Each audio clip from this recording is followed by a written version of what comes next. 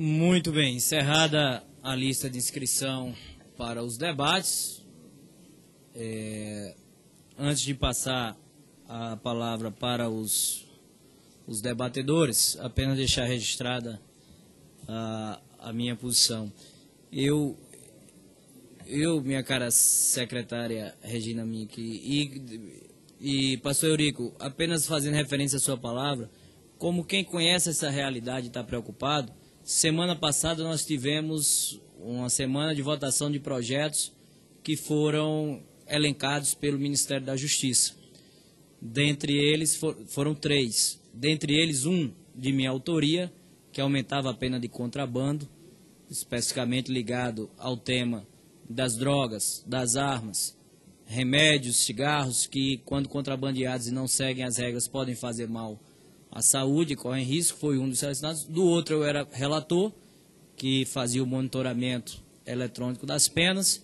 Então, essa comissão ela tem acompanhado de perto esses temas que têm sido de interesse da sociedade. E nós temos conseguido responder a esse debate. Eu fico muito honrado quando tem a presença hoje aqui da sociedade brasileira. Eu acho que quando uma categoria se mobiliza, está aqui os agentes de trânsito, e vem aqui trazer os seus argumentos, expor os seus argumentos, é interessante para a gente, como teve aqui a Polícia Legislativa que está presente, como teve os colecionadores e as demais categorias que fazem parte desse espaço. Eu acredito que essa interação ela é importante, porque a Câmara dos Deputados é, por sua excelência, a Casa do Povo. Aqui estão representadas diferentes matizes e segmentos da nossa sociedade brasileira. Então, eu acredito que esse momento de debate ele é importante. Temos o Senado, mas o Senado é a casa da Federação. Aqui é a Casa do Povo, aqui é onde a proporcionalidade e a população está representada, e esse debate é bem-vindo. E aí, quando eu brinquei aqui no começo, o excesso de debates e de falas, que é a beleza da democracia, essa pluralidade de argumentos, ela também faz parte. Eu acho que um observador isento aqui, ele pode ver razão nos diferentes argumentos que tiveram aqui. E é difícil, sim, o argumento de que o Brasil é um país de dimensões continentais e que são diversas realidades e que, às vezes, do plano federal, você saber regular o que acontece lá na zona rural do município, no interior do seu Pernambuco, é sim complicado, e é a essa tarefa, deputado Milton Montes, você que aí já é de São Paulo, tem uma outra visão, tem uma outra realidade, que é natural e que existe, as diferenças regionais, que nós estamos tentando compor. Porque no final das contas tem de votar. Aí não adianta ficar eternamente debatendo e não decidir. Por isso que tivemos referendos, temos plebiscitos. Então, até um argumento que eu vi aqui, se pôr o achismo e a pesquisa, tem que se tomar muito cuidado, porque quando se refere ao achismo, que a população brasileira, que queiram ou não queiram, decidiu majoritariamente pela posse das armas como instrumento que ela acredita que é de prevenção e defesa, é o mesmo argumento que fez com que essa população, por iniciativa legislativa, também criasse o Ficha Limpa, que foi uma das grandes revoluções da reforma política e da transparência na democracia na sociedade brasileira. Então, quando a sociedade decide a favor do Ficha Limpa, ela é sábia. E quando decide a favor da posse de armas ou do porte de armas para a população, ela não é sábia. Então, não se pode ter esses argumentos dúbios. Nós temos realmente que ter uma posição clara. Então, dentro dessa pluralidade, eu só queria deixar, secretária, muito rapidamente a minha...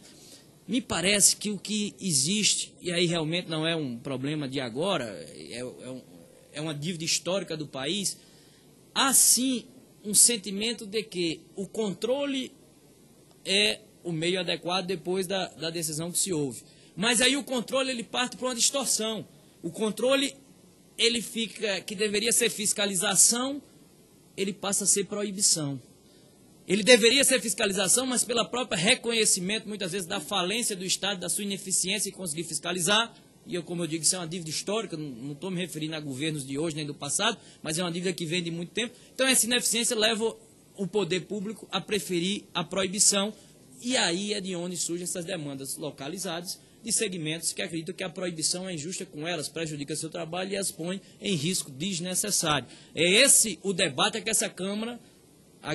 Essa comissão vai se propor na análise dos 6 projetos que, concordo, caso a caso, serão debatidos e analisados com os seus argumentos, com os seus contrapontos, e essa audiência pública foi muito proveitosa em fornecer aos parlamentares subsídios para que pudessem estar nesse caminho. Porque aí mais uma questão da falência do Estado, porque o problema do controle sabe o que é que me leva a perceber que a população hoje ainda quer ter a arma como instrumento de prevenção e de defesa? É porque nós temos a deficiência da própria polícia. Se falou aqui na dificuldade dos crimes, dos homicídios que são investigados e, pior, punidos. Os crimes já são investigados e que são elucidados já não são a grande maioria. Os que são punidos ainda sofrem todos os problemas de prescrição e dos mandatos serem cumpridos e se localizar. Então, esse sentimento de impunidade que existe, porque se nós tivéssemos uma polícia que funcionasse, que prendesse, que o elemento que matasse, que roubasse, fosse preso, a população iria entender que a arma seria desnecessária. Mas, infelizmente, enquanto a realidade do país, e se avançamos a passos tímidos, ainda não dá esse sentimento de segurança à sociedade, é esse o cenário que nós vemos, segmentos, de forma muito legítima, propondo à Câmara dos Deputados que abra exceções na nossa legislação. Então, eu acho que esse tema da ineficiência e da impunidade, que levam a um controle baseado na proibição e não na fiscalização, tem gerado distorções na nossa legislação e tem ceifado a liberdade e a autonomia dos indivíduos em ter o direito de escolher aquilo que devem fazer, desde que essa liberdade de escolha não influa no direito do outro, principalmente no direito à vida. Então, deixar dessa posição em nome, não da comissão, em nome do presidente, que eu gostaria de registrar, dizer que sim, e citaram aqui os casos, né, de pessoas que precisaram pegarem armas. Meu caro deputado Ronaldo Benedetti, Vossa Excelência citou o caso da presidente Dilma.